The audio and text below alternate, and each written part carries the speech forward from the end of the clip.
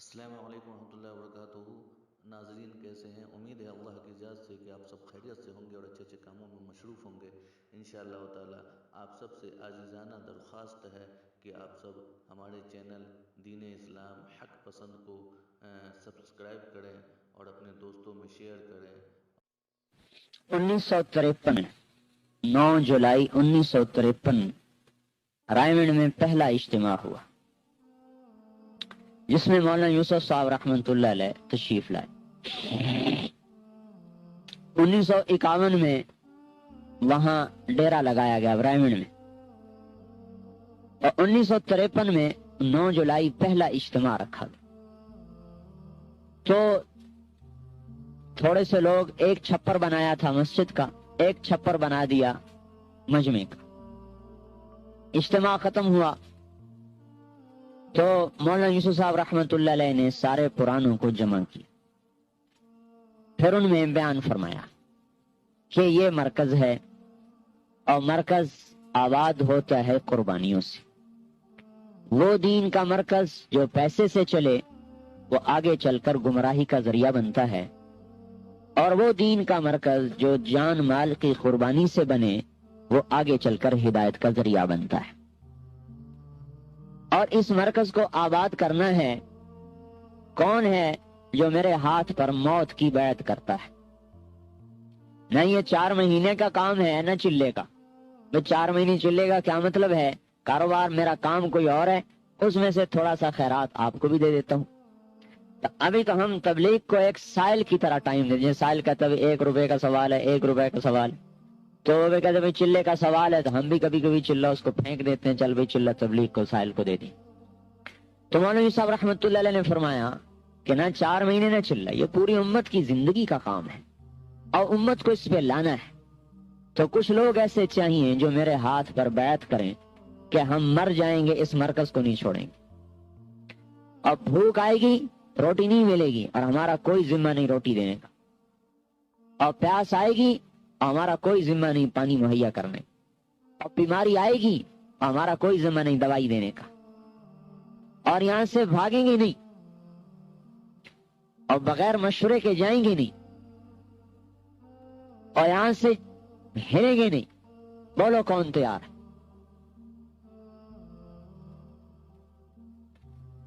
اتنی بڑی تشکیل۔ تو 18 آدمیوں نے نام دیے۔ تو جب آدمی کھڑا ہوتا تھا سب سے پہلے عبدالوہاب صاحب کھڑے ہوئے۔ جب آدمی کھڑا ہوتا تھا تو اس کو سامنے بلاتے کہ دیکھو بھوک آئے گی برداشت کرنی ہوگی، پیاس آئے گی سہنی پڑے گی، بیماری آئے گی دوائی کوئی نہیں ہوگی، اور یہاں سے بھاگنا نہیں ہوگا، چاہے موت آ جائے یہیں پڑنا ہوگا۔ تیار ہو؟ کہتا جی تیار ہوں۔ اسے مجمع سے باہر نکال لیتے۔ مشتاق صاحب ایک ہمارے بزرگ ہیں، وہ فرمانے لگے میں بھی اس بیان میں تھا، تو میاں جی محراب مجھے ترغیب دینے لگے کہ تو بھی نام لکھا۔ تو مولانا صاحب رحمۃ اللہ علیہ نے ڈانٹ دیا کہ کوئی کسی کو ترغیب نہ دے، جس نے کھڑا ہونا ہے خود اپنے ارادے سے کھڑا ہو۔ کل کو یہاں بھوک آئے گی اور بیماری آئے گی اور یہ تمہیں کوسے گا کہ مجھے پھنسا دیا۔ جس نے کھڑا ہونا ہے اپنی ہمت اور فیصلے پر کھڑا۔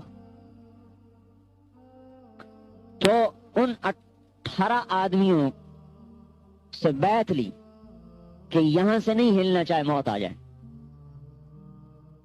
تو ان سب نے یہ فیصلہ کیا کہ یہاں سے نہیں ہلیں گے چاہے موت آ جائے، اور ان میں سے 16 تو مر چکے، 2 باقی۔ ایک عبدالوہاب صاحب دامت برکاتہ ہوں، اور ایک ہمارے جو وہاں نماز پڑھاتے ہیں امام مسجد حافظ سلیمان صاحب۔ یہ 2 آدمی باقی ہیں، باقی سب زیر زمین چلے گئے۔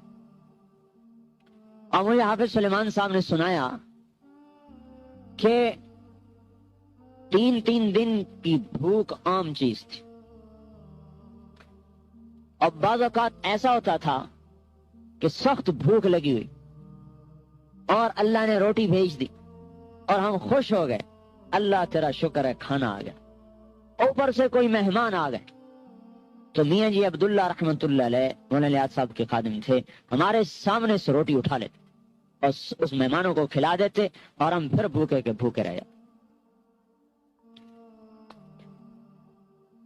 چوتھائی روٹی ملتی تھی، مکی کی، جو کی، آٹے کی روٹی تو کبھی کبھار آتی تھی، سالن دیکھنے کو نہیں ملتا تھا، اور مرچوں کے ساتھ نمک اور مرچ پانی میں گھول کے روٹی کھا لیتے تھے، اور دور دور تک کوئی نہ آنے والا، نہ کوئی جانے والا، نہ کوئی پوچھنے والا۔